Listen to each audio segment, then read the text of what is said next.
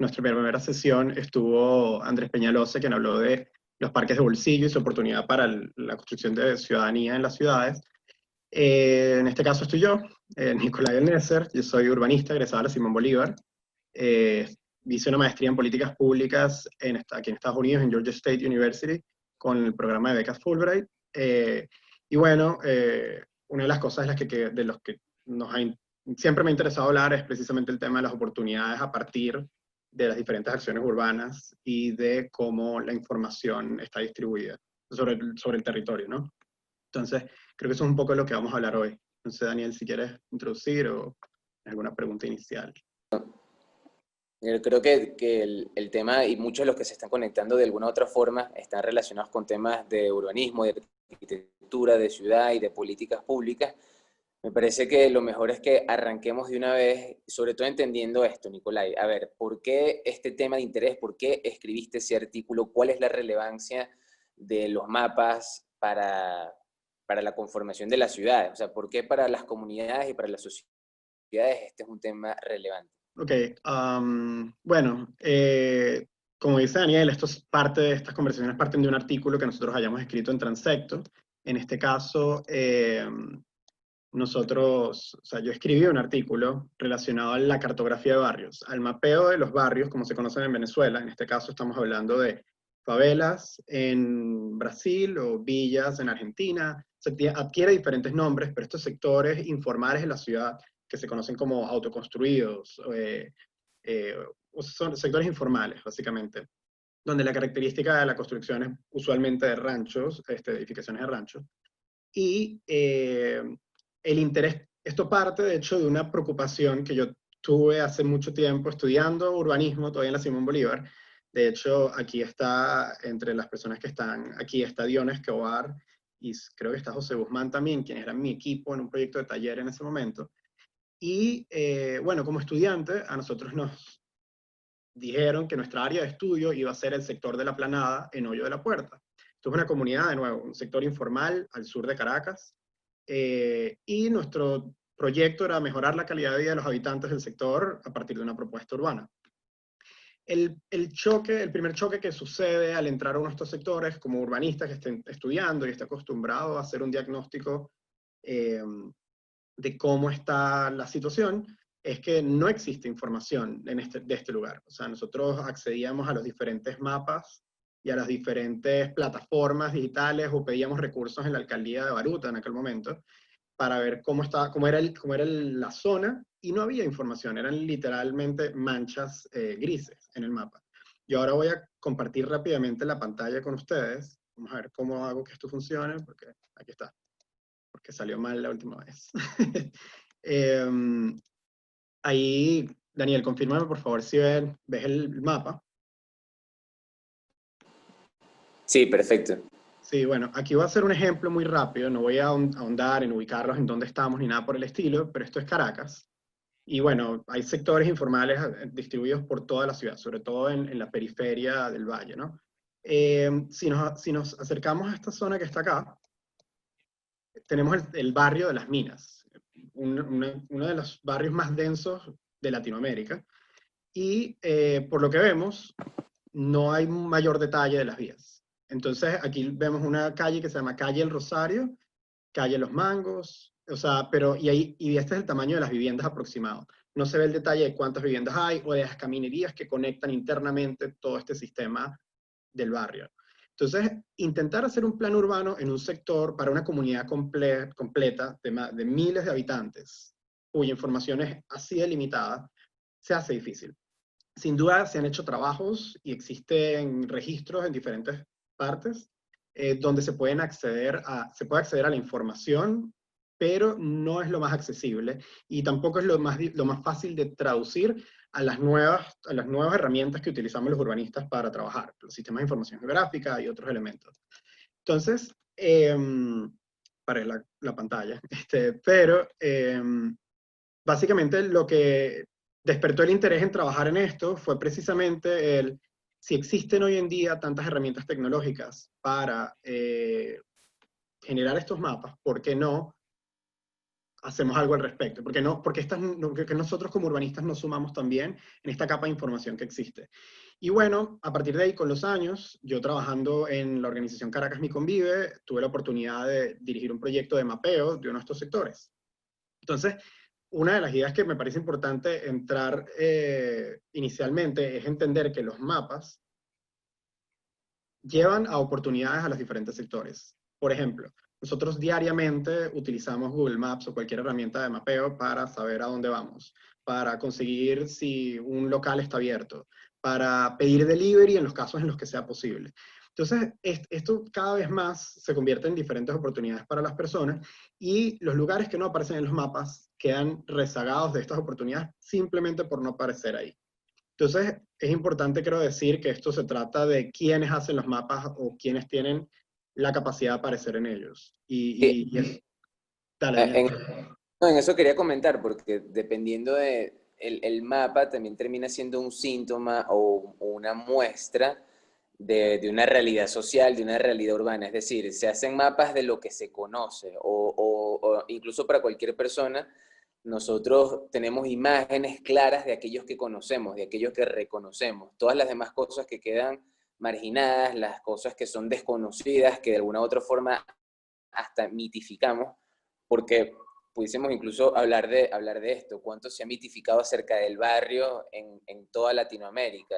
Se habla, pero no se conoce realmente qué es lo que sucede, y termina entonces existiendo esta división que está marcada en lo urbano, porque no es, digamos, no son los sitios por donde uno pasa para transitar de un lugar a otro a la ciudad, pero también tienen también un lado social de esta separación y de este desconocimiento. Entonces, a mí me resulta muy interesante ese fenómeno, entonces como de alguna u otra forma lo que yo desconozco no es lo que está mapeado y pareciera que es que no me interesa, entonces las personas y los habitantes del barrio, ellos están allá y yo estoy acá. Yo tengo mi dinámica formal, yo tengo mi dinámica económica, yo tengo mi red formal de trabajo, de la economía, etcétera, incluso para las fiestas o para la vida social de otro estilo, y lo otro queda como que como un espacio gris, un espacio de lo desconocido.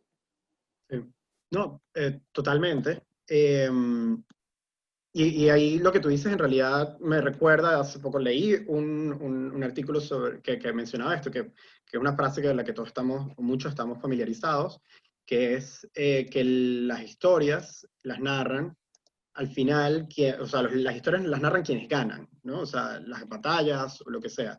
En este caso, los mapas pueden tener una semejanza a eso, o sea, los mapas los desarrollan y los publican y los promocionan quienes tienen el poder de hacerlo.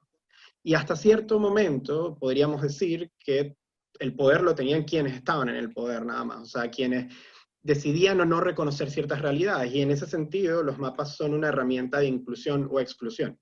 Yo aparezco en el mapa en la medida en la que puedo ser reconocido, y pasa en Caracas y pasa en grandes partes de Latinoamérica, o sea, en la mayoría de las ciudades de Latinoamérica, que los sectores informales, barrios, de nuevo, favelas, como sea, no fueron incluidos en los mapas formales de la ciudad hasta bastante tarde. O sea, estos son resultados inicialmente de la masiva migración, no solo del campo a la ciudad, sino en algunos países también de la migración internacional y de cómo las casas que recibían a los migrantes se fueron agrupando a estas comunidades. Y el preciso no reconocimiento de estos sectores es una herramienta política, es una herramienta de, bueno, es un mientras tanto, e incluso cuando fueron agregadas a los mapas inicialmente, eran conocidas como áreas a recuperar o áreas a remover. Entonces, eso ya habla de la forma en la que está representado y el objetivo que se quiere a partir del mapa, ¿no? Y creo que también habla de una evolución, porque esto sí un tema, no es nuevo, es decir, los barrios en Latinoamérica no son de este siglo, a finales de siglo pasado ya están en Caracas por lo menos, ya temas como tú estás hablando de migración, de desigualdad, empezaron a producirse este fenómeno de las invasiones, de los sectores autoconstruidos, y poco a poco en la política y en políticas públicas se ha cambiado la narrativa, se ha cambiado el discurso también de cómo se aborda la intervención de políticas en los barrios, porque al final, por ejemplo, en Venezuela, donde poco a poco fue creciendo la población en situación de pobreza, y resulta que entonces no se trata de que todos los habitantes, y esto es algo que lo dijo el sociólogo e investigador Luis Pedro España, con quien creo que ustedes han venido trabajando en distintas iniciativas también en Caracas Mi Convive, Alimenta la Solidaridad. Él dice que no necesariamente todo el que vive en el barrio es pobre, pero que sí las personas en situación de pobreza viven en los barrios. Entonces, cuando a medida que aumenta la población en situación de pobreza en un país, es que entonces pareciera que políticos, pensando en el electorado, se abocan a lo que es el barrio, y aún así no hemos visto, digamos, en algunos lugares de Latinoamérica, por supuesto hay excepciones que pudiésemos ir hablando y lo seguiremos hablando en estas sesiones, de cómo hay políticas públicas que han intervenido en estos casos y reconocen esas demandas que tú estás hablando. Sí, de hecho, ahora que lo mencionas, justo John Quiroz comenta, hace un comentario interesante acá que dice en el chat, en el que todos están invitados a opinar, colocar preguntas, lo que sea, hace un comentario que dice, el tema tiene que ver con, y se relaciona con el levantamiento de catastro. Las alcaldías constantemente deben desarrollar políticas para llevar y actualizar catastro, para actualizar las cartografías y planos urbanos. Y eso es verdad. Como digo, inicialmente hay un problema de la dificultad, y en el libro de Cartografía de Barrios de Caracas, donde Lorenzo González, Henry Vicente, Orlando Marín, Liliana Amundarain desarrollaron una serie de ensayos iniciales, ellos plantean tres desafíos iniciales para la cartografía o el mapeo de barrios. El primero es un tema de escala, o sea, y para explicar un poquito de esto es, depende del tamaño del mapa o de qué tan grande, de qué tanto zoom haya, tú puedes detallar cosas o no. Tú decides qué quitar o qué no. O sea, si yo veo un mapa que es muy, o sea, que pone a Venezuela muy, muy chiquito, yo no puedo mostrar los ríos y los lagos, por dar un ejemplo. Pero si me acerco muchísimo, puedo empezar a detallar más cosas. Una pregunta que parte de ahí es, ¿a qué escala o con qué tanto zoom empiezo a detallar los barrios o los sectores informales? Pero hay un tema de su comparación con el sector tradicional o formal de la ciudad. Entonces, a un punto, es una conversación interesante, en un punto en el que esas dos reflejen la misma calidad de información.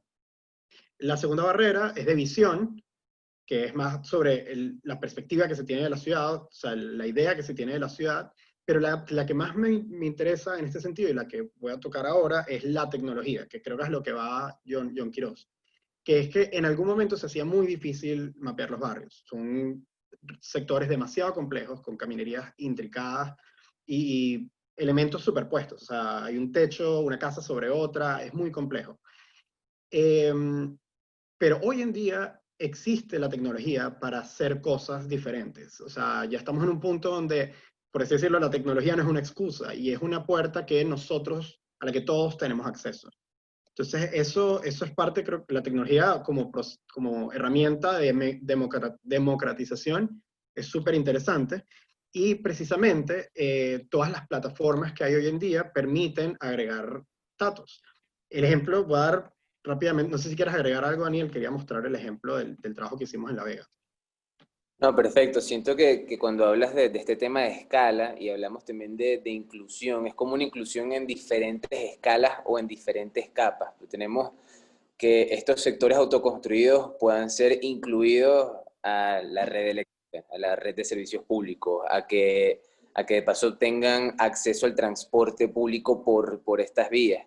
Que en esto que es tan intrincado, que todas estas caminerías, todas estas aceras, etcétera, que una persona que esté en la última casita, la más difícil de llegar, bueno, tenga acceso a una ambulancia en caso de que pase algo, o cómo se hace entonces, y son estas distintas cosas que si se desconoce realmente cómo son estas comunidades, es muy difícil que realmente se pueda hablar de inclusión e incluso de igualdad, algunos términos que iremos hablando. Pero bueno, si tienes ahí tu ejemplo, sería buenísimo. Sí, o sea, es precisamente así, y ahorita que voy a mostrar la imagen del caso de La Vega, creo que se va a explicar un poco de lo que estoy hablando, pero para contarles la anécdota, que el plan no era contarla en este momento, pero creo que la conversación fue para allá, y es, trabajando en Caracas Mi Convive, una organización que trabaja por la prevención de violencia a través de la organización comunitaria, uno de nuestros proyectos principales eran la identificación de puntos calientes. Estos puntos calientes son áreas donde ocurren muchos homicidios, o la violencia se concentra. Esto parte de un montón de teorías, pero había un trabajo importante en identificar en qué callejones específicamente o en qué lugares suceden los actos delictivos. Como nuestro trabajo era en los sectores informales, se hacía muy, muy difícil identificar dónde estaban sucediendo las cosas con la comunidad. Todo terminaba siendo anécdotas o descripciones de callejones que eran difíciles de identificar. En ese sentido, uno de los proyectos que desarrollamos en la organización hace 2 años ya, fue intentar replicar un mapeo con aplicaciones disponibles.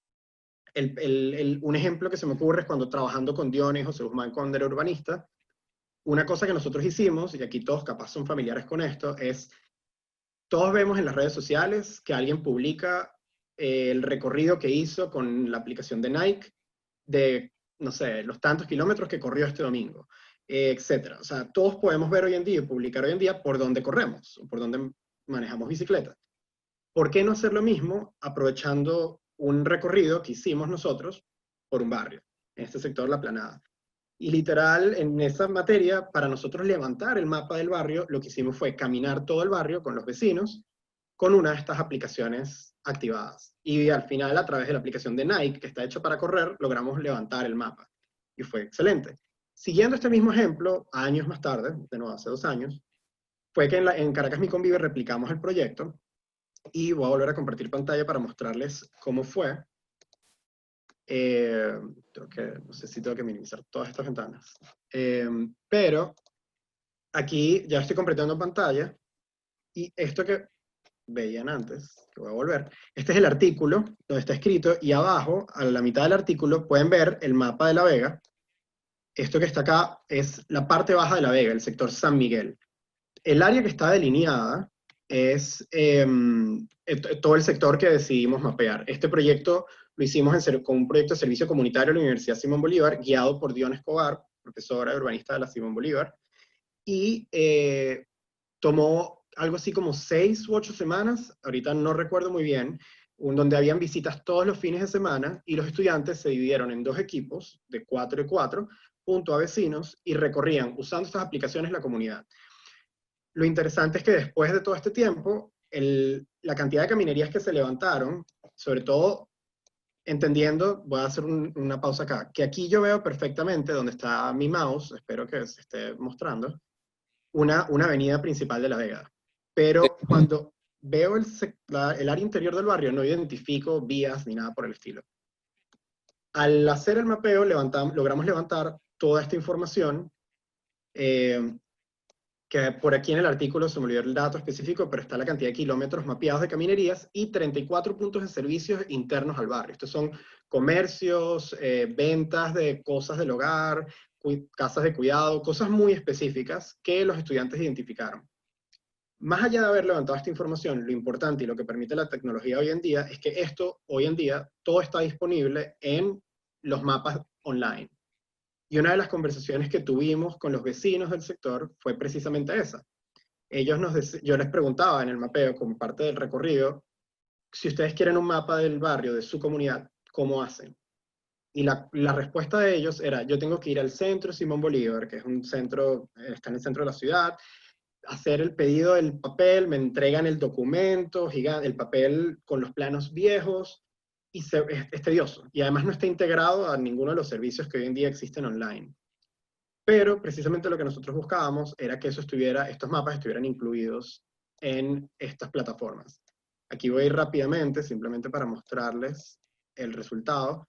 Esto es OpenStreetMaps, esto está disponible online, y todo este sector que ven acá de caminerías rojas fue agregado por los estudiantes de la Simón Bolívar. Entonces, básicamente lo que nosotros buscamos con el proyecto fue expandir lo que existía de la ciudad en estas plataformas y buscar que los mismos vecinos tuvieran acceso a esa información de manera gratuita. Entonces, eso es más o menos la idea de darle oportunidades a todos de que accedan, porque hoy en día la tecnología lo permite. Exacto, y Nicolai, ahorita que voy viendo eso, Es decir, todas esas caminerías que nos acabas de mostrar en esta última imagen no existían en un mapa antes del trabajo que se hizo con la Universidad Simón Bolívar, ¿cierto? No, no existían ninguna de ellas, no. Era una mancha gris, como vimos las minas antes. Ok, porque al final también lo interesante es que una vez que se construye el mapa, es luego las oportunidades que el mapa brinda tanto para los hacedores de política como para también los mismos habitantes y los ciudadanos de todos estos sectores. O sea, por ejemplo, algo que está mencionando aquí en el chat, que hay una conversación bastante interesante, pero, por ejemplo, Tatiana Montiel está hablando de cómo puede tener sentido de pertenencia si no existes. Y esto es otro tema bastante interesante, ¿no? ¿Cómo es que yo, habitante de alguna de estas comunidades, me siento parte de la ciudad, me siento parte de esa sociedad? O será más bien que cuando no se me reconoce, cuando no es reconocida mi comunidad, cuando ni siquiera aparezco en un mapa, eso de alguna u otra forma alimenta resentimiento, alimenta cualquier tipo de divisiones sociales, alimenta cualquier tipo de separación que pueda existir dentro de la sociedad, ¿no? Y esto es algo que nosotros también, estudiando la democracia, hemos visto que puede ser un peligro muy grande, y es algo que nos gusta relacionar en esta conversación que estamos teniendo. Cómo factores de resentimiento pueden de alguna forma también alimentar las oportunidades para el populismo como consecuencia de que falta, no existe esta unidad, no existe el reconocimiento, no existe la inclusión. Sí. No, es perfecto. Y ahí voy a mezclar la pregunta de Tatiana con el comentario de acá de Orlando, si no me equivoco, que habla de hasta dónde serán capaces las empresas de servicios públicos de darle cubrimiento a estos asentamientos. Y es porque hay dos áreas de beneficio grandes, o sea, o muy claras. Una es los beneficios económicos, que es creo que es la más fácil de consumir, viéndolo de esa manera, o los beneficios de integración a la ciudad o de calidad de vida, que es lo que hablabas, Daniel, de la implementación de políticas públicas. Y vuelvo al ejemplo de yo como estudiante de urbanismo, elaborando un plan que pudo haber tenido trascendencia. No lo tuvo, pero pudo haberlo. Y es que cuántas personas no han hecho planes en barrios o trabajos en barrios que pueden haber dejado por lo menos marcas de integración o haber asentado los inicios para la integración de la ciudad, que es una conversación que se está dando en todas partes, el tema de la segregación espacial en las ciudades, y en Venezuela tiene la característica del barrio versus la ciudad, como si fueran dos opuestos, cuando en realidad el barrio es parte de la misma ciudad. Entonces es una urbanización más dentro de ese gran conglomerado. Entonces, en ese sentido, vuelvo a los comentarios iniciales. Si yo yo vivo, por ejemplo, en Los Amanes, a la audiencia internacional, si hay algunos, lo siento, esta es una urbanización que queda en el este de la ciudad y está al lado de un sector informal. O sea, Caracas es una ciudad que tiene muchas áreas desagregadas de sectores informales. Y si yo estoy en uno de estos sectores formales, al lado de un sector informal, y yo busco en mi teléfono un lugar de reparación o reparación de lavadoras, porque mi lavadora se dañó. Muy posiblemente las opciones que me salgan sean todas o en el centro comercial cercano o en el área industrial de no sé dónde, etcétera. Pero muy posiblemente al lado de mi casa, en el sector informal que tengo al lado, hay un taller, una persona que se dedica a eso. Y yo podría acceder a ese servicio si tan solo esa persona estuviera en ese mapa, ubicado como un comercio dedicado a eso. Nos pasó en una oportunidad en el barrio de La Palomera, en el sur de Caracas también, donde recorriendo el barrio, que de nuevo en el mapa aparece como una gran mancha gris y nada más, conocimos Andrés Peñalosa, un amigo que escribe en Transecto, quien estuvo en la llamada anterior, y yo, a un señor que trabaja reparando muebles y construyendo sus propios muebles. Una calidad increíble, buenos precios y hace delivery. Entonces, el hecho de que él tenga ese trabajo y esté en un área céntrica del municipio y no aparezca su comercio, su negocio en las oportunidades de búsqueda de cualquiera de nosotros, ya establece una desventaja en sus oportunidades para conseguir ingresos. Y así mismo suceden con muchísimas otras personas y servicios en el área informal. No, y eso es Eso con el interesante. tema de los beneficios. Sorry, ¿dale? Y que eso es interesante destacarlo porque terminan siendo economías que son o sea, perdón, son iniciativas partes de una economía de una escala muy pequeña. O sea, esa persona que tiene su emprendimiento en su comunidad termina nada más quedándose en su comunidad por esta misma dinámica de exclusión o esta dinámica donde no hay puntos de encuentro en los diferentes segmentos de la sociedad, porque entonces se termina, a ver, se termina planteando esta dinámica de lo formal versus lo informal, que me gustaría conectarlo un momento, Nicolai, con a una pregunta que está haciendo acá Moisés Ramírez, Sí. donde habla acerca de si formalizarla o sí, dar títulos de propiedad en todas estas viviendas autoconstruidas, de alguna forma tiene algún impacto, ¿no? Y la relación que yo veo con esta pregunta también es entender que es realmente prácticamente imposible iniciar este tipo de políticas públicas, de otorgar títulos de propiedad, de que ya las personas pasen de ser invasores a ser propietarios de su terreno, de su hogar, vistos así ante la ley, es prácticamente imposible si no se ha hecho antes un trabajo entonces de mapeo, si no se conoce realmente qué se está haciendo, cuáles son las parcelas, cuáles son los tamaños, cómo tú otorgas entonces y defines la propiedad en sí misma si no se tiene un mapa. Y yo creo que entonces a lo que tú apuntas y cuando volvemos a esta idea de la importancia del mapeo, es que entonces el mapeo hace que todas estas comunidades o y estas familias y estas iniciativas como la del señor que nos está comentando, bueno, mira, al final sean parte de una misma red, o sea, porque al final la ciudad es la misma, la ciudad informal, la ciudad formal, bueno, son parte de una misma dinámica donde nos estamos de alguna u otra forma impactando el uno sobre el otro. No, sin duda, y esa es una pregunta súper importante. Personalmente, no tengo demasiado conocimiento en el área de la eh, otorgación de propiedad del suelo. Sin embargo, sé que tiene resultados mixtos. Yo estaría más a favor en el sentido de precisamente el tema del reconocimiento de estas áreas como parte de la ciudad también. Sin embargo, creo que este tipo, o sea, pensar en una solución única para los sectores informales, como es la otorgación de títulos de propiedad, o simplemente este mapeo, o la mejora de las condiciones de infraestructura o salubridad, cualquiera de esas opciones por sí sola no va a ser suficiente. Y pensar que cualquiera de estas es la única solución que debe implementarse o que sirve para todos los casos, tampoco es lo ideal. El problema Claro, es que estos son entornos o contextos urbanos tan complejos que requieren demasiado análisis, identificación de realmente cuáles son los problemas. Porque algo que puede suceder también al incluir estas viviendas por decirlo, en el esquema o brindar los títulos de propiedad, es que entran en un nuevo sistema para el que posiblemente, dependiendo de la implementación de los proyectos, no estén preparados. Es un sistema de lo que implica la formalidad, los pagos de servicios y otro tipo de cosas, que sin duda son un paso importante y al que deberíamos llegar.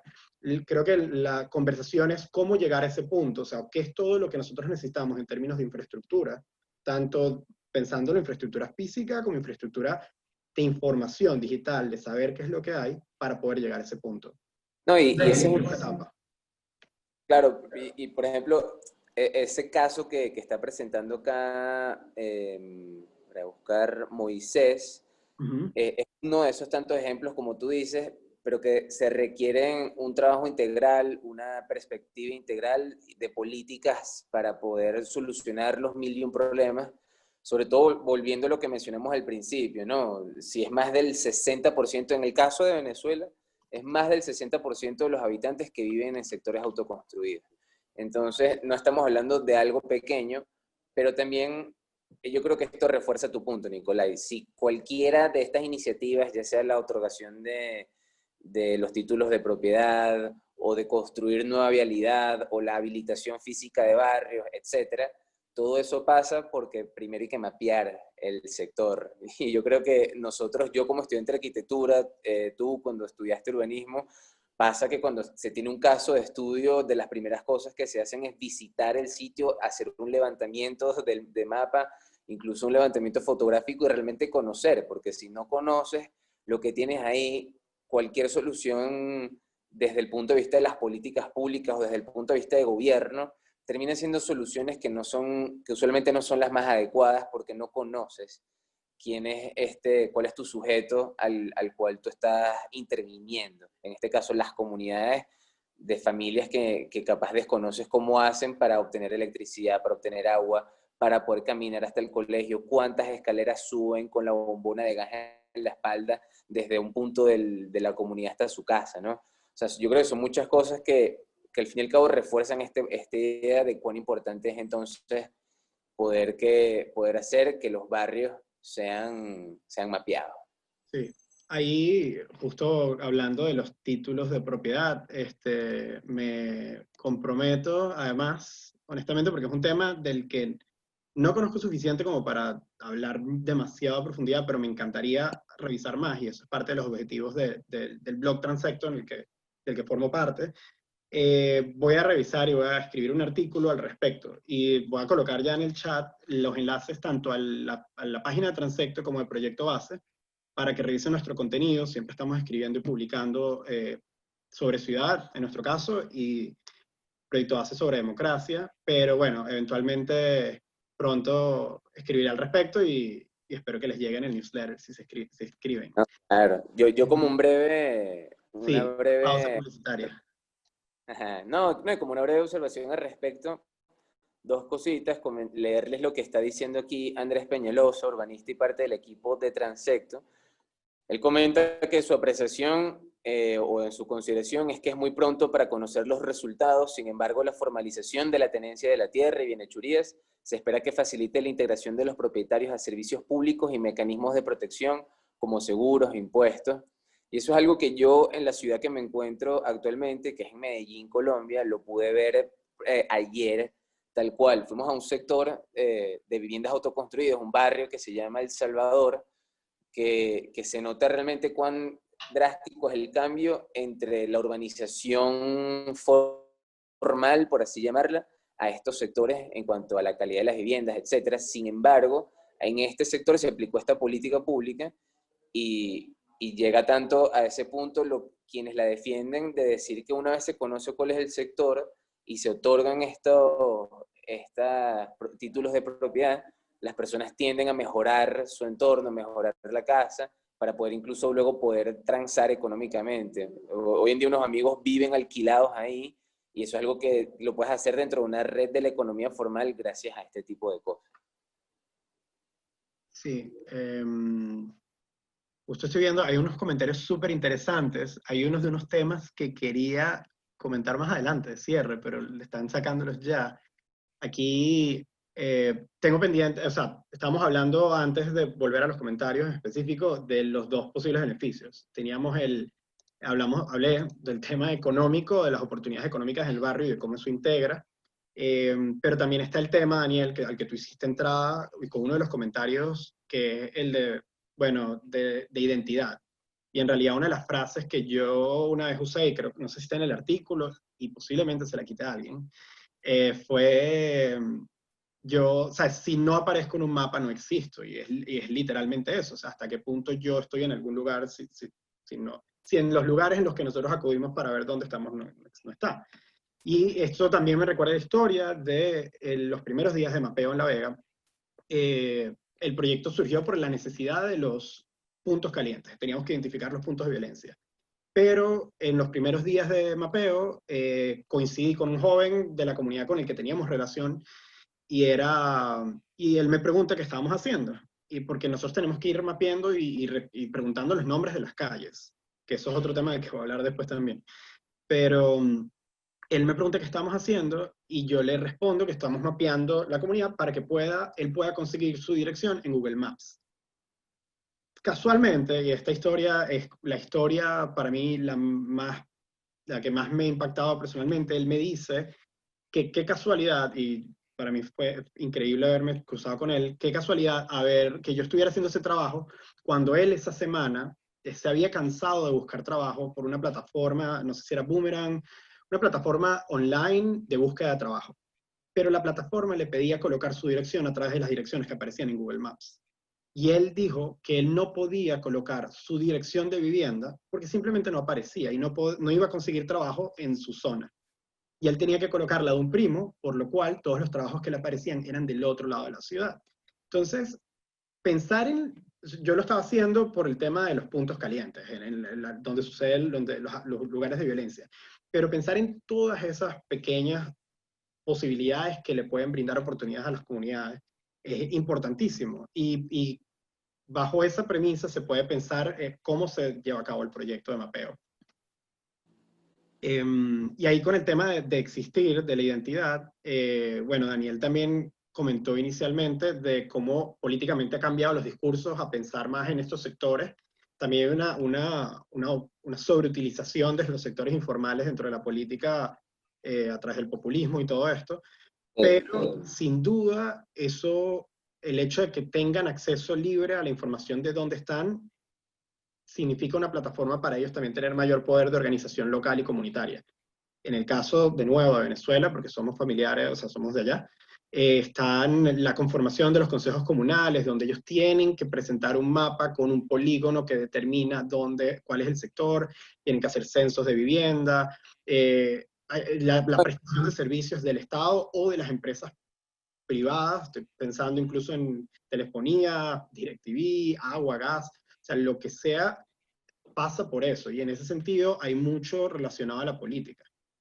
Sí, en términos de la política, por lo menos a mí me vienen dos ejemplos a la mente.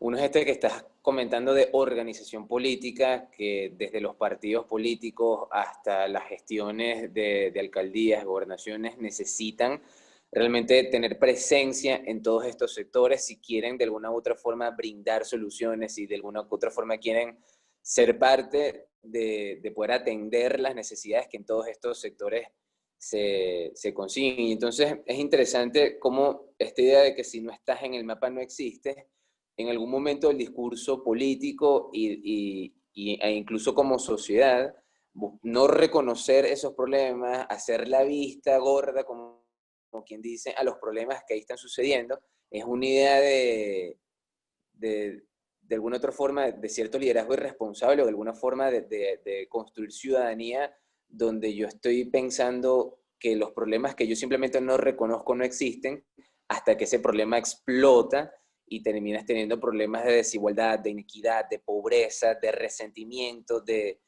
una combustión social muy fuerte que en ocasiones en la historia de muchos lugares de Latinoamérica termina explotando, como hemos visto, y hay quienes bueno, esto es muy interesante, pero lo conectan estos temas a las protestas en Chile, lo conectan con lo que sucedió en Venezuela a finales o a principios de los años 90, perdón, en fin.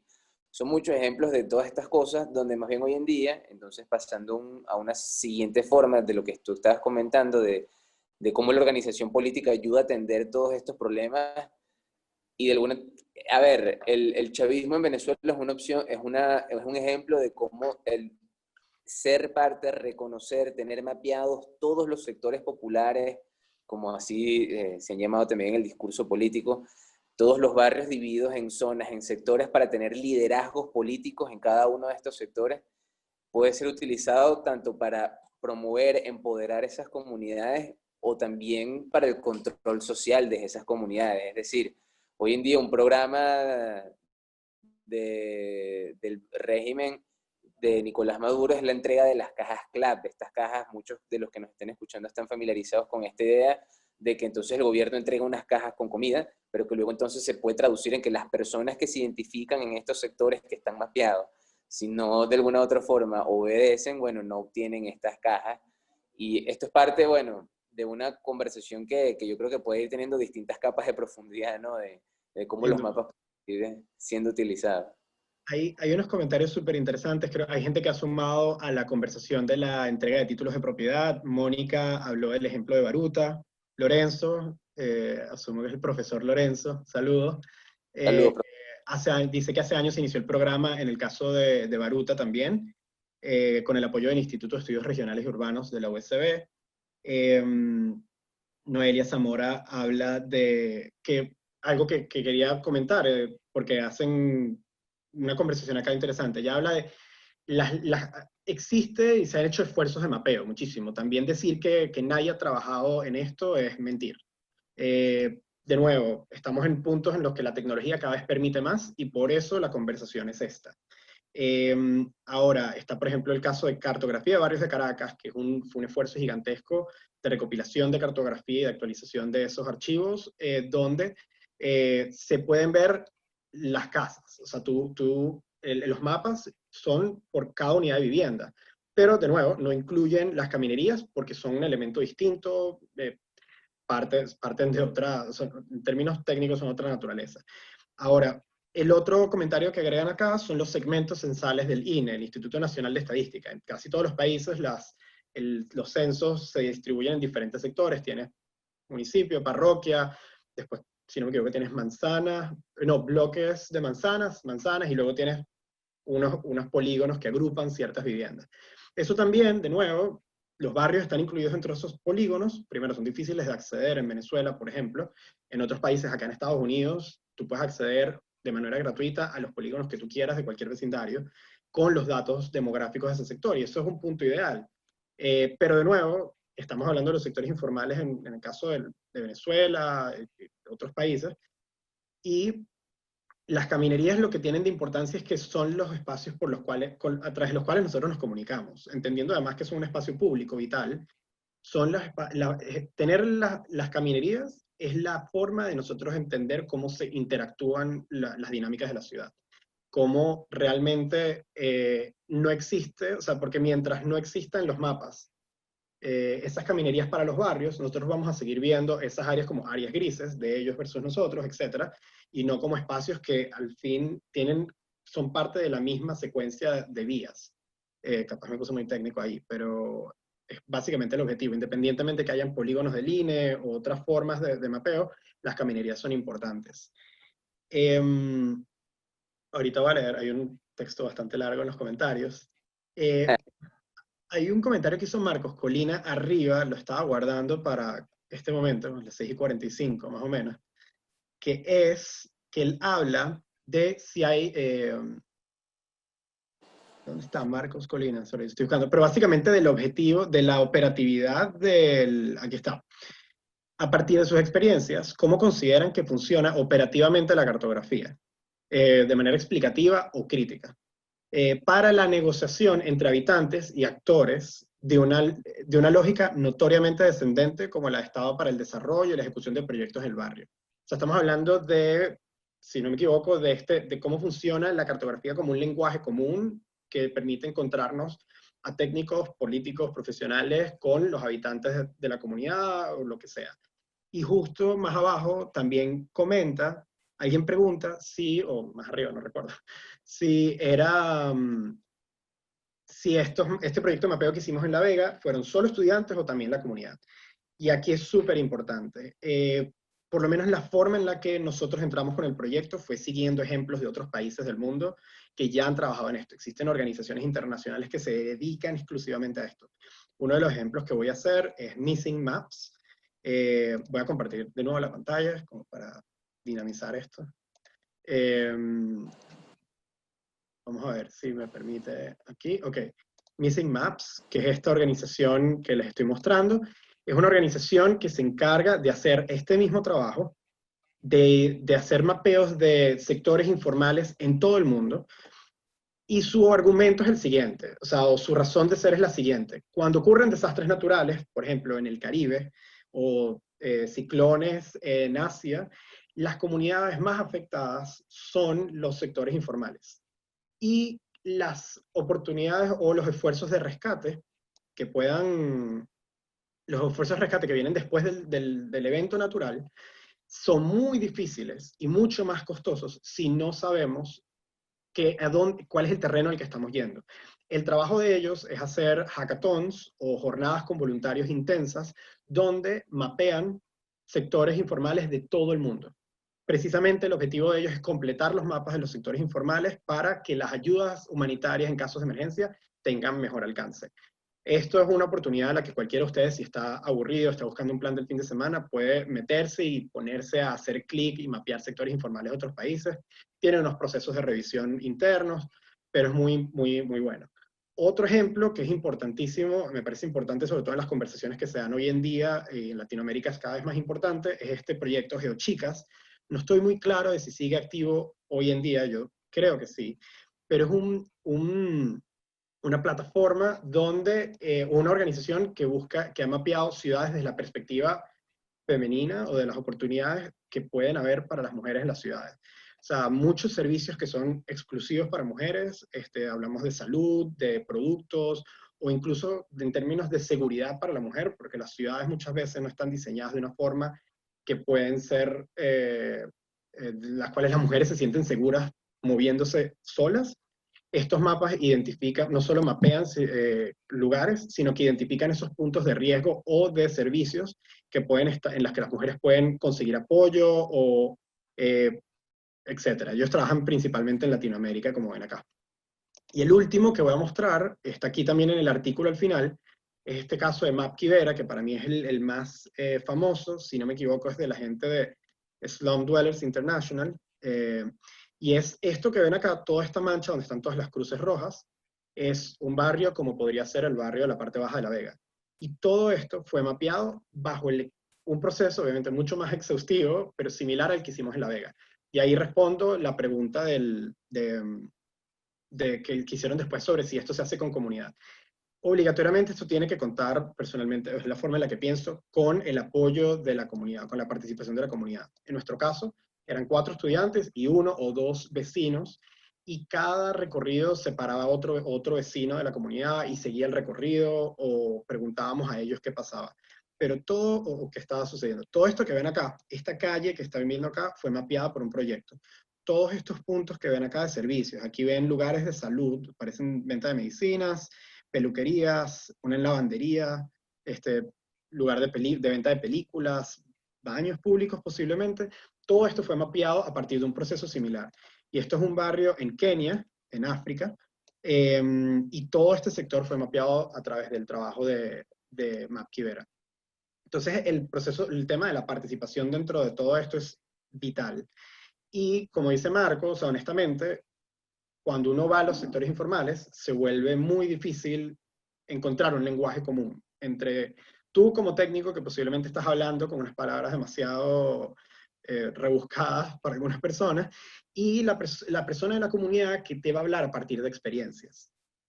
Precisamente el tema de la cartografía permite conseguir ese espacio común y desarrollarlo con ellos genera mayor identidad, o sea, genera mayor pertenencia al proceso. Entonces, los mapas son un lenguaje, y en este caso son una oportunidad importantísima para que técnicos, profesionales y políticos que trabajan en el área puedan comunicarse efectivamente sobre el territorio con sus habitantes. Y creo que algo que no habíamos mencionado hasta ahora, Nicolai, cuando hiciste este ejemplo de hay lugares que para la mujer pueden ser peligrosos, también responde a distintas formas de mapear una realidad, de mapear la ciudad, digamos. Ahí depende del objetivo que se esté trazando. El primordial es realmente, bueno, conocer el espacio físico, la realidad urbana, cuáles son las calles, las caminerías, las aceras, las casas, etcétera. Pero luego, cuando tú estabas mencionando esta idea de los puntos calientes, o sea, se pueden mapear cuáles son los puntos más peligrosos de una ciudad. Se pueden mapear también cuáles son los puntos que determinadas personas de la localidad saben que son los lugares más peligrosos, los lugares, y para eso han habido varias iniciativas, tanto que recuerdo muy bien del equipo de Alimenta la Solidaridad con la organización que dirige María Valentina, se me fue el nombre, Nicolai. Incursiones. Aquí te van a matar a algunas personas de la audiencia. Si me está escuchando, pero recuerdo que este día donde incluso ponían a los niños de la comunidad a identificar distintos lugares, y es por este día de la participación de la misma comunidad en darte los insumos, en darte la información al técnico o al hacedor de políticas públicas para saber realmente qué es lo que se está mapeando. Y esto lo conecto con lo que mencionabas al principio. Tú decías que las historias, así como la historia la cuentan los ganadores, los mapas los hacen quienes tienen el poder, y eso termina excluyendo e incluyendo de manera o arbitraria o quién sabe, dependiendo, ¿no? Dependiendo de la situación en la que se esté. Y esta idea de la participación, del uso de tecnologías, cómo puede democratizar realmente el entendimiento y el reconocimiento de la realidad urbana de distintos sectores. No nada más en el plano físico, sino también poder entender cuáles son las distintas realidades que están ocurriendo en cada uno de estos sectores, en cada una de estas localidades. Sí, no, aquí estoy viendo de nuevo la conversación, hay demasiados comentarios, gracias por participar. Sin duda, de nuevo, como comenté, no sé si me expresé mal, no es que no se ha hecho el trabajo, no sea, el problema con los barrios es que se ha hecho demasiado trabajo al respecto, y precisamente hoy en día la tecnología permite que todos podamos mapear. Este esfuerzo, en este caso, nosotros podemos sumar de manera voluntaria, capaz, tú que sí creo que no lo dejes nada claro, en el portal de OpenStreetMaps, es un portal abierto de mapas, y tú puedes cargar ahí como voluntario la información que quieras. Y eso pasa después por un filtro de unos moderadores que aprueban o no el contenido publicado. Entonces, básicamente lo que esto hace, siguiendo lo que comenta Daniel, es ese poder del que estábamos hablando de quienes hacen los mapas, no es solo de quienes están en el poder político o gubernamental o lo que sea, sino que pasa a estar en manos de todos. Hoy en día yo, Nicolai, desde Estados Unidos, o Alejandro desde La Vega en su casa, pueden sentarse y hacer clic unas cuantas veces desde una calle para marcar el recorrido a su casa. Y lo que eso significa es que todos esos esfuerzos que tantas organizaciones han hecho, hoy personalmente creo que asume o sea, tiene un nuevo potencial. Y es que tampoco es quedarnos en que la propuesta urbana quedó ahí, sino que cómo nosotros podemos, a partir del trabajo que hicimos, sumar a las plataformas que existen. Se haga el proyecto o no, quede a la mitad o no. O sea, ¿qué cosas nosotros tenemos a nuestro alcance simplemente por tener una computadora y conexión a Internet? Y esta es una. Entonces, esto también es una invitación. Yo sé que en Caracas y sé que en unos amigos en Argentina y en Uruguay hacen un trabajo también en los barrios. Hay organizaciones en Perú, en Bolivia, que trabajan inmersas en los barrios muchísimo. Y es cómo nosotros a partir del trabajo que hacemos podemos entonces seguir sumando contenido a esto. Los trabajos que se hacen de nuevo, en La Palomera, en las minas, en el Calvario, en el Latillo, en donde sea, creo que tienen la posibilidad hoy en día de sumar, así como los que en algún momento se hicieron del plan de barrios en el caso de Venezuela, pudieron haber sumado si hubiese habido la tecnología. Hoy lo que nos queda es hacer el esfuerzo en cada uno de nuestros proyectos. No, y Eh, que a eso yo pudiese ver también la idea de que ya como han habido estos cambios en el entendimiento y en la propia narrativa, ya no se trata solo de que es el Estado el que viene a intervenir en algún sector, sino que también están distintas iniciativas no gubernamentales, las iniciativas desde las universidades, desde los gobiernos locales, que una vez que se reconoce realmente la comunidad, que se da este proceso del mapeo con la participación de la misma comunidad, las oportunidades son mucho más amplias a simplemente esperar a que una realidad social o una realidad política sea el sujeto de intervención por parte del Estado, como que esperando entonces a que venga esta gran solución. E incluso en lugares como Venezuela, donde las libertades están tan restringidas, este proceso de mapeo, de reconocimiento y de actividades que se han venido generando en los sectores populares, en los sectores autoconstruidos, en nuestros barrios, también han acercado un poco más a la sociedad al punto de que aquellos temas que eran tabú en el barrio ya no lo son tanto. Y eso yo creo que es una de las cosas que pudiésemos quedarnos también como parte de entender lo que es un efecto y la importancia de lo que es el mapeo. sí, aquí nos quedan 4 minutos, voy a intentar responder una pregunta que acaba de salir medio técnica, y es de cuáles reglas básicas para hacer el mapa después hubo, ¿no? O sea, en realidad fue un proceso bastante artesanal. De nuevo, nosotros hacíamos el recorrido, se registra con el celular, nosotros activamos la aplicación, la metemos en el celular. Al mismo tiempo estábamos tomando nota y marcando por dónde nos metíamos, intentando hacer un esquema del mapa. Es difícil dentro de un barrio. Y después había un proceso donde nos sentábamos, bueno, los estudiantes se sentaban y había que hacer como un match entre el dibujo a mano y lo que se levantaba. El problema también es que los GPS funcionan a partir de la apertura que tienen a los satélites. Hay lugares en los barrios donde simplemente no hay espacio, y la señal se mueve y daña completamente el trabajo que se está haciendo. Entonces, están pidiendo más tiempo. Entonces, era un trabajo donde literal, era un tema de memoria, de recordar, de fotografía, de ver, o sea, es ir y volver, es un trabajo bastante arduo.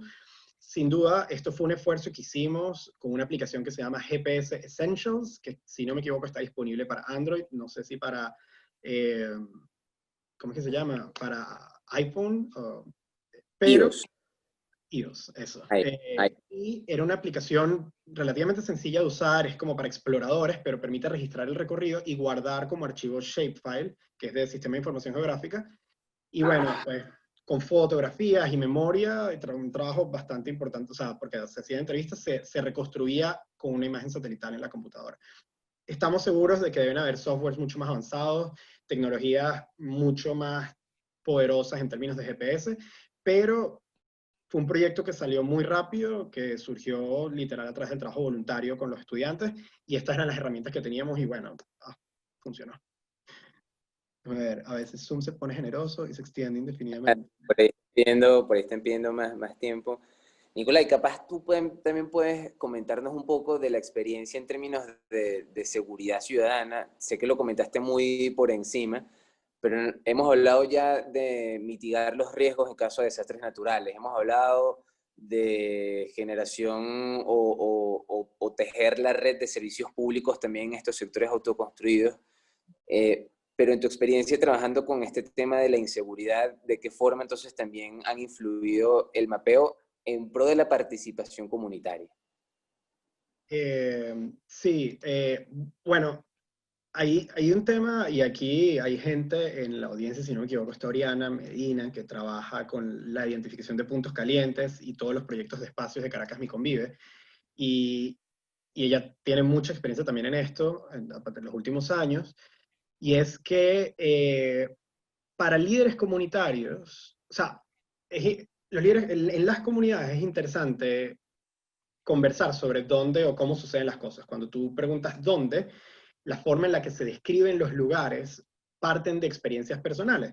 Y aquí hay una cosa extra que quiero agregar, ¿no? Que es la oportunidad de levantamiento de información cualitativa a través de estos procesos es grandísima. O sea, las experiencias, relaciones internas de la comunidad, conflictos pasados o la historia de los servicios, o sea, todo esto sale a la luz durante estos procesos de mapeo.